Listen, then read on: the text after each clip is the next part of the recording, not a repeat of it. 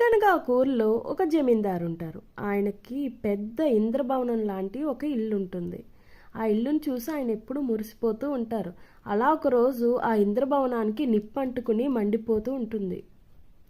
ఎంత ప్రయత్నించినా ఆ మంటలు ఆగకుండా అలానే ఇంద్రభవనం కాలిపోతూ ఉంటుంది. అదంతా చూస్తున్న ఆ జమీందారుకి చాలా బాధగా ఉంటుంది. ఏం చేయాలో అస్సలు ఏమీ తోచకుండా బాధపడుతూ అలానే ఉంటాడు.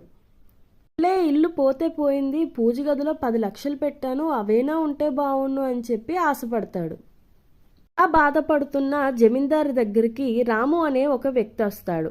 అతను జమీందారు దగ్గరికి వచ్చి, మీకు కావాల్సిన 10 లక్షల బ్యాగు నేను తీసుకొస్తాను, కానీ అందులో నాకు నచ్చింది మాత్రమే మీకు ఇచ్చి మిగతాదంతా నా దగ్గరే ఉంచుకుంటాను అంటారు. దానికి జమీందారు సర్లే ఏదో ఒకటి వస్తుందిగా అని చెప్పి సరే అంటారు.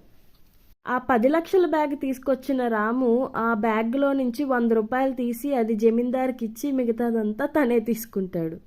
అవాక్కైన జమీందారు న్యాయం కోసం రాజుగారి దగ్గరికి ఆ రాముని తీసుకుని వెళ్తాడు.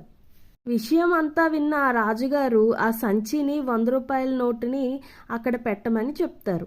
ఆ రాజుగారు రాముని పిలిచి, ఈ రెండిట్లో నీకు నచ్చింది సంచియే కదా అని అడుగుతారు. దానికి రాము అవునండి అని చెప్తాడు. అయితే ఆ సంచిని తీసుకుని వెళ్ళి ఆ జమీందారికి ఇవ్వు అంటారు. దానికి రాము అవాకయ్యి, ఏంటి రాజుగారు అలా అంటారు అంటే, రాజు అదే కదా, నీకు నచ్చిందే కదా నువ్వు ఆ జమీందారికి ఇస్తా అన్నావు, ఇది నీకు నచ్చింది కదా వెళ్ళి ఇవ్వు అంటాడు. అంతో విషయం అర్థమైన రాము, అయ్యయ్యో దురాశ పడ్డానే, అడిగితే సగమైనా వచ్చేది, నా దురాశ వల్ల ఉన్నది కూడా పోయింది అని బాధపడతాడు.